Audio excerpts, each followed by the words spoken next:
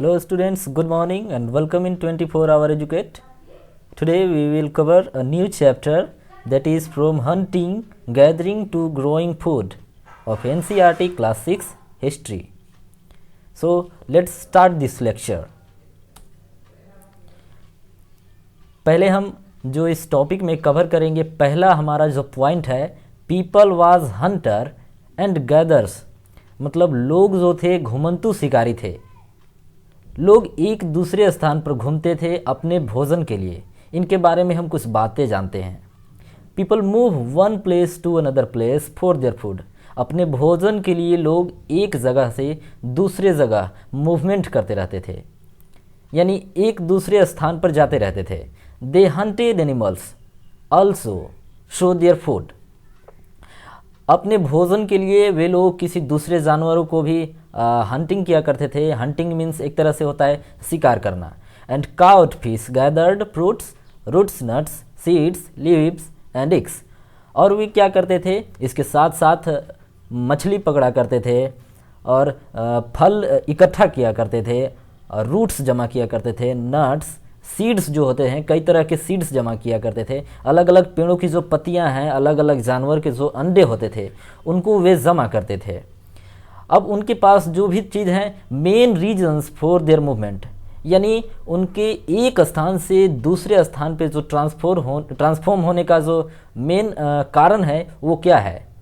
If they had stayed at one place for a long time they would have eaten up all the available plant and animal resources.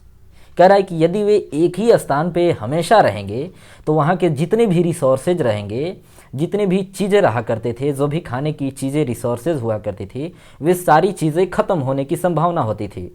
इसलिए वे कुछ हद तक वहाँ की चीज़ों को खाते थे। जब हल्का हल्का चीज़ें वहाँ बच जाती थी तो उस स्थान को छोड़ के कहीं और चला जाते थे, क्योंकि जब कुछ चीज़ें वहाँ बची रहेंगी तो जब दूसरी बार जब उस प्लेस पर आएंगे फिर से, तो वो फिर से खाने के लिए एक तरह से जो रिसोर्सेज होगा वो फिर से उनके लिए मौजूद होगा।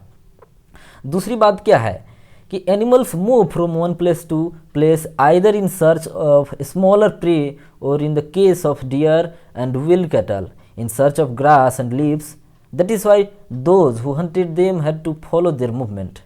अब क्या हुआ कि कुछ जो जानवर हैं, अलग अलग तरह के जैसे जानवर होते थे जो अलग अलग जगह पे मौजूद होते थे, जैसे कि कहीं कोई कैटल है, डियर है, किसी जंगल में कुछ अलग तरह की घास है, कुछ अलग तरह की पत्तियां हैं, तो वे अलग अलग तरह के भोजन के जो खोज में एक दूसरे स्थान पे मूवमेंट किया करते थे। और जैसे कि हंटिंग के वजह से, जैसे कुछ जंगली जानवरों के शिकार करने के वजह से लोग एक स्थान से दूसरे स्थान पर जाया करते थे। यानी मुख्य रूप से जो एक बातें हो रही है कि लोग घुमंतू शिकारी इसलिए थे कि वे रिसोर्सेज के वजह से एक जगह पे नहीं रहते थे, क्योंकि रिसोर्सेज जो जितनी भी होती थी एक स्थान पर नहीं मौजूद हो सकती थी। और दूसरी बात कि कुछ जानवरों को जो वे हंटिंग किया करते थे, यानी शिकारी किया करते थे, वे जानवर एक स्थान से दूसरे स्थान पे भागते रहते थे, यानी एक स्थान पे नहीं रहते थे, तो उनके पीछे पीछे लोग भी कई दूर दूर तक चले जाते थे। ये सारी बातें हमने कवर की।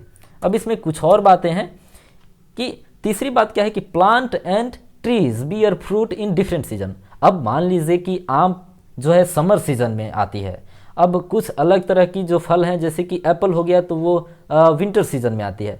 तो अलग अलग जगह पे जहाँ जाते थे, अलग अलग जगह पे मूवमेंट करते थे, जैसे कहीं विंटर है, कहीं एक तरीके से समर है, तो जहाँ समर वाले जहाँ फ्रूट्स मिलेंगे लोग वहाँ मूवमेंट करके चले जाते थे। उसके बाद क्या होता था कि जहाँ रेनी वाली सीजन है, जैसे रेनी वाली सीजन में ज़्यादातर केला वगैरह मिलता है, तो लोग रेनी वाली सीजन वाले प्लेसेज में मूव कर जाते थे। इस तरह से लोग सीजन के वजह से भी एक स्थान से दूसरे स्थान पे जाया करते थे। और चौथी कारण यह है कि people plants and animals need water to survive. लोगों को या फिर कुछ भी चीज़ें हैं, जानवर ही हैं या फिर कोई पौधा ही है, तो उनको सर्वाइव करने के लिए, इस पृथ्वी पे रहने के लिए वाटर सबसे इम्पोर्टेंट रिसोर्स है। वाटर का रहना बहुत ही ज़रूरी है। अब लोग जब एक ही स्थान पे बहुत ज़्यादा समय पर टिकते हैं तो वहाँ उन्हें कभी कभी, जैसे कि विंटर सीजन के बाद जब समर सीजन आ जाती है तो वहाँ वाटर की कमी होने लगती है, एक तरीके से वाटर की डेफिशिट होने लगती है। तो लोग उस स्थान को छोड़ करके कहीं और स्थान पे जाना आरंभ कर देते हैं जहाँ लेक्स यानी झीलें हों, जहाँ पे कुछ नदियाँ हों, जहाँ पे कुछ अलग तरह की स्ट्रीम्स यानी कि पानी की कुछ रिसोर्सेज हों। While many rivers and lakes are perennial with water throughout the year, हालांकि कुछ जो नदियां हैं उनमें पूरे साल भर जो वर्षा की जो जल होती है वो टिकती है, फिर भी कुछ नदियां जो होती है वो सीजनल होती है। तो सीजनल होने की वजह से, नदियों के कुछ सीजनल होने की वजह से, उन्हें सूख जाने की वजह से लोग एक स्थान से दूसरे स्थान पर जाया करते थे। People living on their banks would have had to go in search of water during the dry seasons. उन्हें गर्मी के दिनों में, सूखे के दिनों में उन्हें कहाँ जाना पड़ता था? उन नदियों के किनारे जहाँ जाना पड़ता था जहाँ उन्हें वाटर के कुछ रिसोर्सेज मिल पाए, खास करके समर सीजन में। अब how do we know about this people? अब जो लोग भी एक स्थान से दूसरे स्थान पे मूवमेंट करते थे, उन लोगों के बारे में हम कैसे जानें? कुछ बातें हैं। Archaeologist have found things that was used by people like tools of stone, would, bone. कुछ इतिहासकारों ने, यानी आर्कियोलॉजिस्ट किसे कहते हैं मैंने आपको ऑलरेडी बता चुका है अब पिछला चैप्टर में। अगर आपने इस चैप्टर को नहीं देखा है तो हम डिस्क्रिप्शन में या फिर आई बटन में आपको लिंक दे दूंगा, आप यहाँ से देख सकते हैं। आर्कियोलॉजिस्ट हम उसको कहते हैं स्टूडेंट्स जो इतिहास के बारे में जानने का प्रयास करते हैं, जो इतिहास के चीज़ों को एक तरीके से स्टडी करते हैं, उनको मेजरमेंट करते हैं, तो उनको हम आर्कियोलॉजिस्ट बोलते हैं। यानी जो पौराणिक चीज़ों को, जो बहुत साल पुरानी, हजारों साल पुरानी है, उन चीज़ों को जानने का एक्चुअली प्रयास करते हैं, उन्हें हम आर्कियोलॉजिस्ट बोलते हैं। तो यही बोला जा रहा है कि archaeologist have found things that was used by people like tools of stone, would, bone. मतलब आर्कियोलॉजिस्ट ने कुछ चीज़ें पाई। क्या पाई भाई? कुछ टूल्स, पुराने जो ज़माने के कुछ टूल्स होते थे, यानी कुछ पत्थर के बनाए औजार होते थे, कुछ उस समय की लकड़ियाँ थी, कुछ उस समय के जो स्कल्पचर थे, यानी जो भी जीवाश्म चीज़ बने हुए थे, जो बचे हुए थे, बोन थे, वे सारी चीज़ें भी खुदाई के दौरान पाई गई। Stone tool have survive best from this instrument. इन सारी चीज़ों में जो स्टोन के द्वारा बनी हुई चीज़ थी वो सबसे ज़्यादा समय तक सर्वाइव करेगी, यह जाहिर सी बात है। Some of the stone tool were used to cut meat. अब इनमें से जो भी स्टोन का टूल होता था, स्टोन के द्वारा जो भी औजार बनाए जाते थे, उनका प्रयोग ज़्यादातर मांस को काटने में या फिर हड्डियों को काटने में, या फिर अलग अलग तरह के पेड़ के जो छाल होते हैं उनको पेड़ से निकालने में। आपको पता होगा उस समय लोग, कई तरह के पेड़ ऐसे होते थे, उनका छाल भी खाया करते थे लोग, या फिर उनका छाल पहना करते थे। तो उनके लिए, उसको काटने के लिए एक तरीके से वे इन जो टूल होता था उनको यूज़ में लाते थे। अब कुछ एनिमल के स्किन को भी निकाला करते थे, जैसे कि उस समय कुछ लोग पहनने के लिए ज़्यादातर कपड़े जो होते थे वे मौजूद नहीं होते थे, तो ज़्यादातर लोग एनिमल के जो स्किन होता था, एनिमल का जो त्वचा होता था, एक्चुअली उसका जो बार्क होता था, उसी को पहना करते थे। इस तरह से चॉप, फ्रूट, रूट्स, इन सारी चीज़ों को काटने में प्रयोग में लाया जाता था। Some may have been attached to handles of bone or wood to make spears and arrows for hunting। और इसी तरह के कुछ और भी चीज़ें होती है, जैसे कि कुछ बोन हो गया, कुछ वुड हो गया। इन सारी चीज़ों को लोग नुकीले जो एरो होते हैं, जो तीर होते हैं, जानवरों को हंटिंग करने के लिए, एक तरीके से शिकार करने के लिए, उन चीज़ों को बनाने में काम में लाते थे। Other tools were used to chop wood which was used as firewood. Wood was also use to make huts and tools. अब इसमें से कुछ औजार होते थे जो आग लगाने में काम आते थे, कुछ औजार उनके झोंपड़ियाँ बनाने में काम आते थे। इस तरह की चीज़ें वे जंगलों में से ही निकाला करते थे एक तरह से। People use to live inside caves. उन दिनों लोगों ने कुछ गुफाओं में भी रहना आरंभ किया। अब गुफाओं में रहना क्यों आरंभ करेंगे? उस समय इतना डेवलप्ड जो आज की तरह हमारे घर हैं, हमारे हाउसेज हैं, इस तरह की चीज़ें नहीं हुआ करती थी। लोग एक तरह से एक दूसरे स्थान पे मूवमेंट करने वाले लोग होते थे, हॉर्डल्स की तरह एक दूसरे स्थान पे जाते थे। तो उन्हें जैसे रेनी सीजन हो गया या फिर बहुत ज़्यादा समर सीजन हो गया, बहुत ज़्यादा गर्मी का दिन हो गया, तो उस समय वे गुफाओं में रहकर अपने आप को एक तरीके से सेव किया करते थे, एक तरीके से अपने आप को सर्वाइव किया करते थे। इसका सबसे अच्छा उदाहरण है भीमबेटका की गुफाएं, जो कि मध्य प्रदेश में मौजूद है। आर्कियोलॉजिस्ट ने इसके बारे में एविडेंस पाया कि यहाँ बहुत अलग अलग तरह की जो हंटर थे, जो शिकारी थे, उनका कुछ स्कल्पचर यहाँ पाया गया है। उनके द्वारा जो भी भोजन वगैरह बनाए जाते थे, तो उनके द्वारा कुछ जो बर्तन वहाँ मिले हैं। तो इन सारी चीज़ों से एक तरीके से अनुमान लगाया गया है, आर्कियोलॉजिस्ट ने एक इमेजिन किया है कि यहाँ शायद लोग एक तरीके से केव में रहा करते थे। अब हम इन चीज़ों के बारे में जानते हैं कि उसके बाद लोग धीरे धीरे एक तरीके से लोगों का ग्रेजुअली डेवलपमेंट आ रहा है, लोगों में एक तरीके से नॉलेज आ रही है। लोग अब धीरे धीरे आग की ओर, आग को भी जानना आरंभ कर दिए हैं। ऐसा माना जाता है कि सबसे पहले कुरनूल का जो केव है, दोस्तों कुरनूल का केव आपके मैप में, आप सबसे पहले एनसीईआरटी का बुक निकालिए, उसमें आपको मैप में लिखा गया है साफ, पहला मैप में कुरनूल का केव कहाँ था, आप वहाँ देखिए। इसके बाद ये बातें आपको समझ में आएगी। कुरनूल का जो केव है ये सजेस्ट करता है कि people were familiar with fire and time, यानी उस समय वहाँ जो फायर का जो ऐश होता था वो भी चीज़ देखने को मिली है। तो लोग, आर्कियोलॉजिस्ट को इससे पता चला कि लोग यानी आग से भी अब फैमिलियर थे, यानी आग से भी एक तरीके से आग को भी उस समय जानने लगे थे। अ चेंजिंग इन्वायरमेंट, यानी उस दौरान कुछ इन्वायरमेंट में भी बदलाव देखा गया। ऐसा क्या था, लगभग आज से 12,000 सालों पहले एक बहुत बड़ा क्लाइमेट चेंज हुआ था पूरे दुनिया में, और बहुत ज़्यादा वार्म कंडीशन पैदा हो गई थी, यानी बहुत ज़्यादा हीट वेव आना शुरू हो गया था बहुत अलग अलग के तरह के क्षेत्र में। और हीट वेव आने से बहुत ज़्यादा एक तरीके से आप कहिए तो फ़ायदा भी हुआ, नुकसान भी हुआ। फ़ायदा ये हुआ कि अलग अलग तरह के ग्रासलैंड उत्पत्ति हो गए, अलग अलग तरह के ग्रासलैंड आ गए, जिससे जो डियर हैं, जो एंटीलोप हैं, जो बकरी हैं, जो भेड़ हैं, जो जानवर हैं, इनको चरने के लिए चारागाह एक तरीके से मिल गया।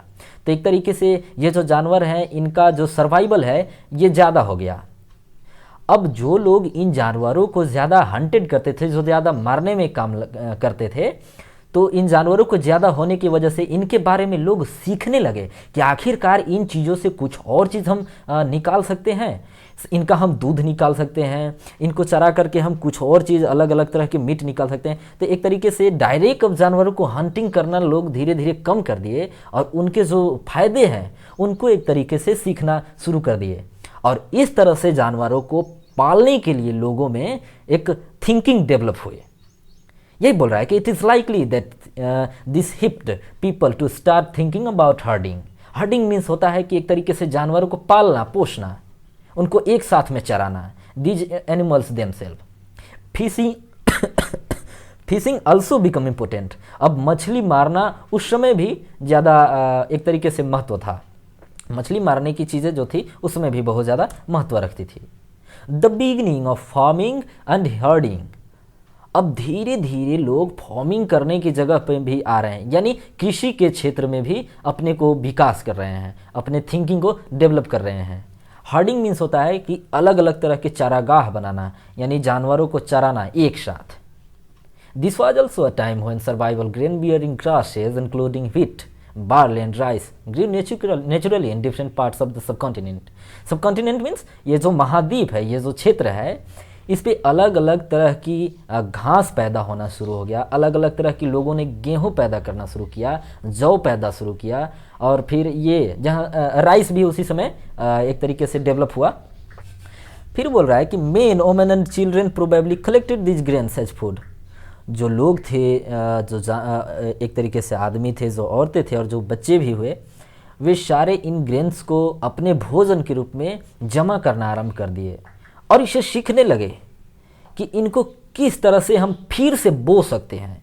पहले लोग फसलों को बोया नहीं सीखे थे, बोना एक तरीके से नहीं सीखे थे, वे बस इनको काट लिया करते थे और खाने में यूज करते थे। तो जिस तरह से हमने आपको बताया कि जो कैटल के बारे में लोगों ने जानना आरंभ किया, पहले तो कैटल को डायरेक्ट मार देते थे, उनको डायरेक्ट हंटिंग कर देते थे, लेकिन उनके बारे में सीखना आरंभ किया कि आखिरकार इनसे हम और कुछ निकाल सकते हैं। जैसे कि जब काऊ है कैटल, इससे हम दूध निकाल सकते हैं, फिर उसका घी बना सकते हैं। इसी तरीके से फिर से हम फसलों को बोना सीखे, है ना, फिर से इसको हम सब्सिडाइज करना एक तरीके से शुरू किए। ये सारी चीज़ें धीरे धीरे हम सीखते जा रहे हैं। एक तरीके से ह्यूमन में ये जो है ग्रेजुअल थिंकिंग डेवलपमेंट है उनमें। This may have led them to think about growing plants on their own. और यही सारी चीज़ें मानव को इस ओर अग्रसर किया कि वे अपने लिए अपना भोजन प्लांट के थ्रू उसको ग्रो करके निकाल पाएँ। In this way people became farmers, और इस तरह से लोग किसान हो गए। इसके बाद people could also attract and then tame animals by leaving food for them near their shelters. अब इस तरह से लोग क्या करना आरंभ कर दिए कि जहाँ वे रहते थे, जहाँ उनका बसेरा था, उधर ही कुछ जानवरों को पालना आरंभ कर दिए, कुछ जानवरों को रखना एक तरीके से आरंभ कर दिए, और कुछ खेती करना, यानी कुछ एक तरीके से पौधों को बोना आरंभ कर दिए उधर। The first animal to be tamed was the wild ancestor of the dog, यानी मनुष्यों का जो पहला जो उनके द्वारा जो पालतू बनाया गया जानवर था वो कुत्ता था। इसके बाद people encourage animal that were relatively gentle to come near the camps where they lived. इसके बाद जो उनके कैंप के नज़दीक जो जानवर आसानी से आ जाते थे, उनको धीरे धीरे वे लोग पालना आरंभ कर दिए। These animal such as sheep, इनमें से जो भी एनिमल हो सकते हैं, कौन कौन हो सकते हैं? भेड़ हो सकते हैं, गोट हो सकते हैं, कैटल हो सकते हैं, ये सारी चीज़ें। इस तरह से पिग हो सकते हैं, यानी शुअर हो सकते हैं।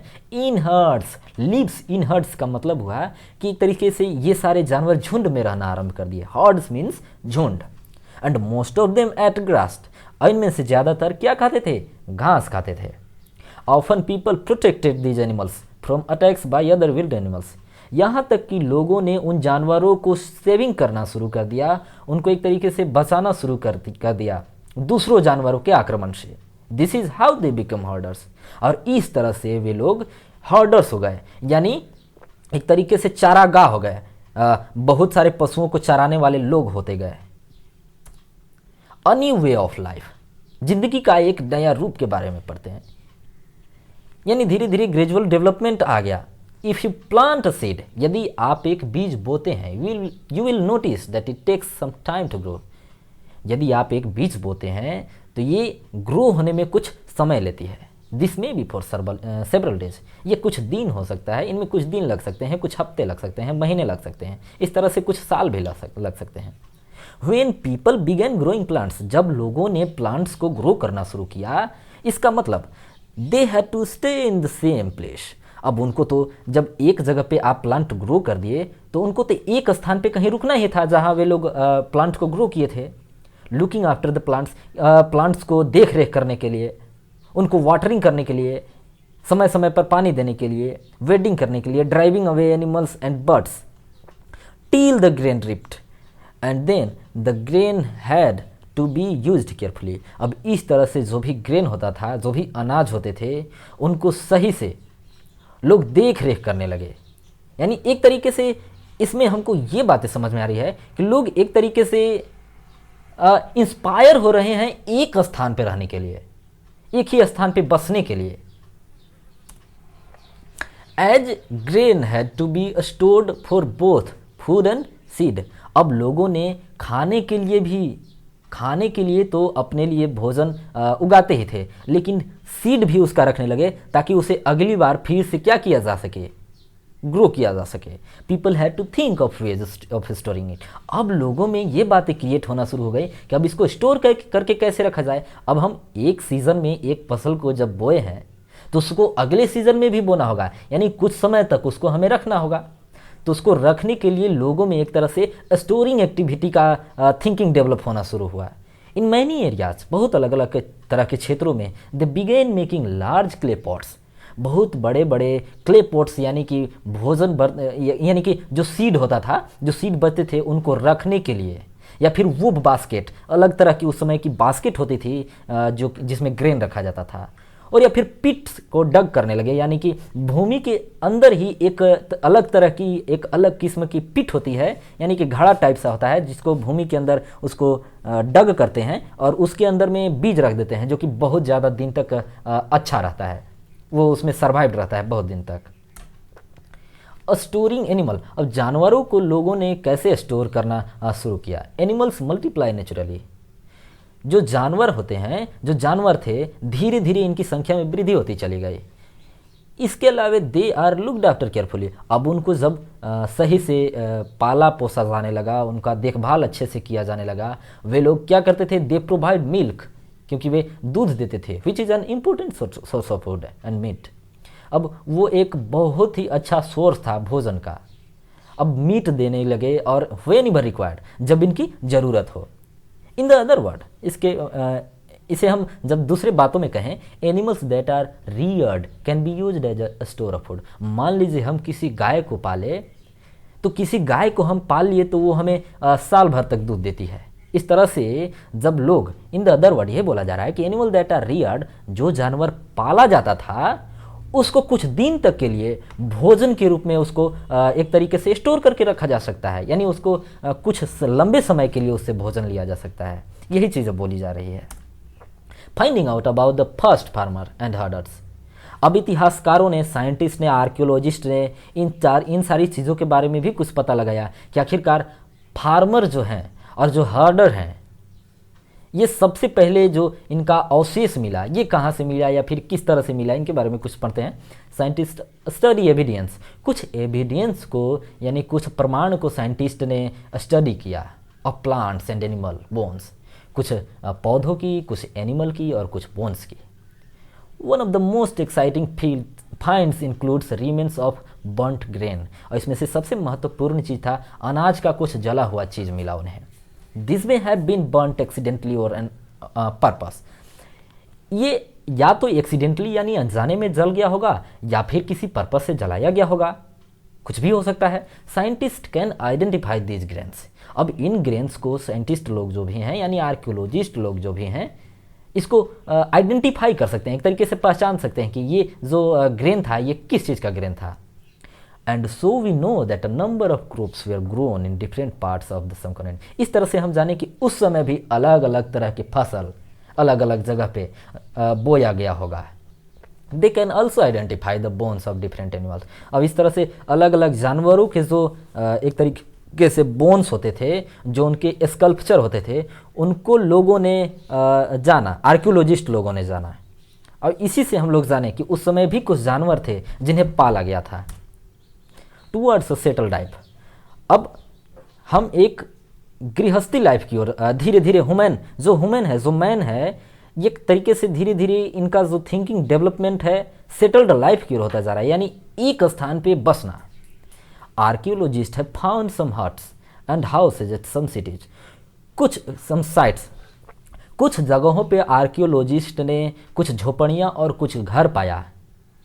इससे ये पता चलता है कि लोग सेटल्ड लाइफ की ओर भी धीरे धीरे बढ़ना आरंभ कर दिए। इसका सबसे अच्छा उदाहरण है कि बुर्ज़ोहम कश्मीर का एक क्षेत्र है बुर्ज़ोहम। यहाँ पीट हाउस लोग बनाया करते हैं। एक इमेज मैंने मैप में डाल दिया है, आप इस इमेज को देखिए। जो पीट हाउस होते हैं इसी तरह के होते हैं, जो पृथ्वी में थोड़े गड्ढे किए जाते हैं और इस पर घर बनाए जाते हैं। which were dug in the ground, which steps leading into them, और इनमें लोग रहा करते हैं। They also found cooking huts, both inside and outside the huts, which suggests that according to whether people cook food either indoors or outdoors। अब ऐसा भी पाया गया है कि कुछ लोग बाहर भी भोजन बनाते थे और हट्स के अंदर भी भोजन बनाते थे। इन चीज़ों से पता चलता है कि मौसम के अनुसार से लोग अपने आप को जानते थे कि हमें भोजन बाहर नहीं बनाना चाहिए और फिर अंदर बनाना चाहिए। तो समय समय के अनुसार से यानी मौसम के अनुसार से वे लोग या तो अंदर भोजन बनाते थे या फिर उसके बाहर। Finding out about the first farmers and herders, जो पहले किसान थे, जो पहले घुमंतू जो भी एक तरीके से चारागाह लोग थे, उनके बारे में जानने की कुछ बात की जा रही है।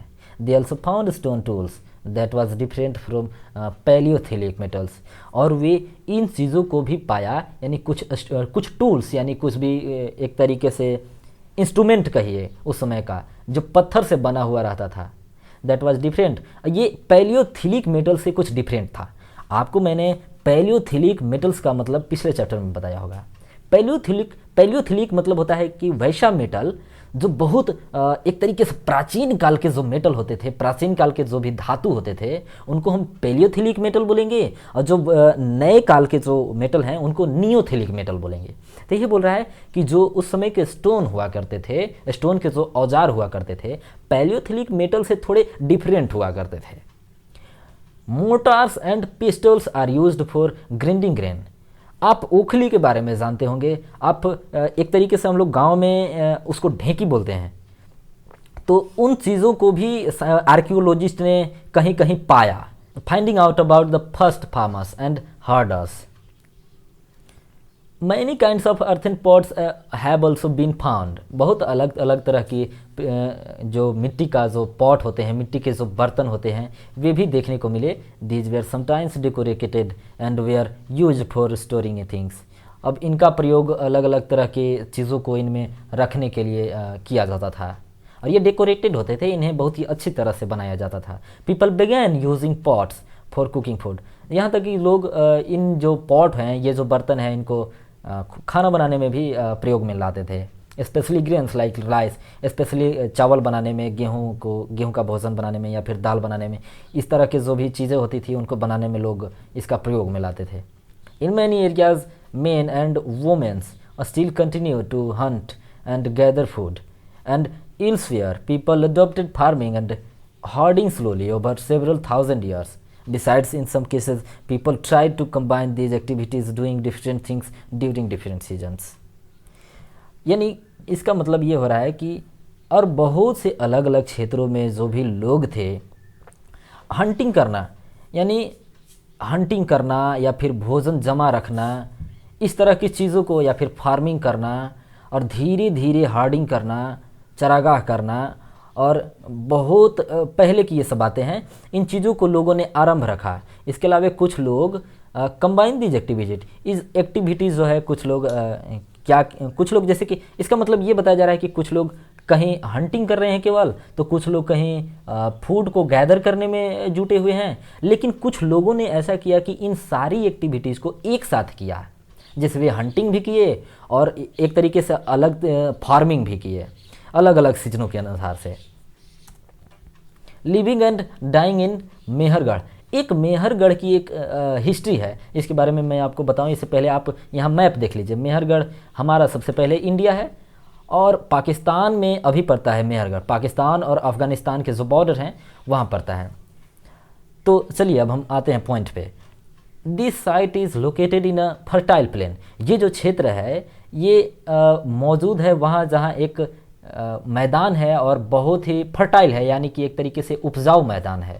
नियर द बोलन पास, वहाँ एक बोलन पास भी पड़ती है, यानी बोलन दर्रा, पास मतलब दर्रा होता है, बोलन पास भी पड़ती है। Which is one of the most important routes into Iran.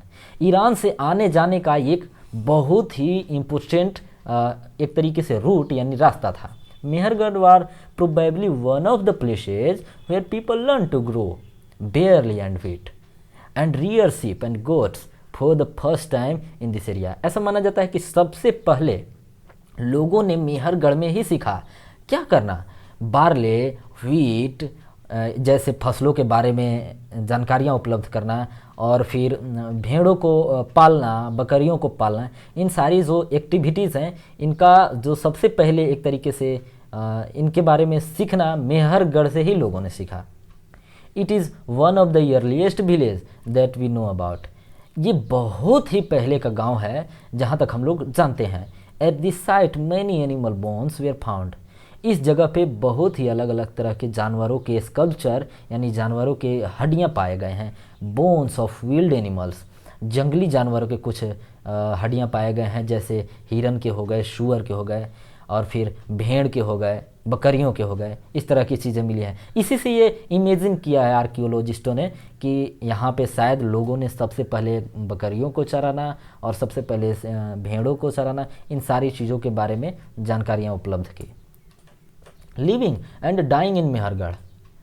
Other find at Mehrgarh include remains of squares और रेक्टेंगुलर हाउसेज। इस तरह की यहाँ कुछ रेक्टेंगुलर हाउसेज भी मिले हैं, यानी रेक्टेंगुलर मतलब एक तरह से चरभुज आकार के कुछ घर यहाँ पे मिले हैं।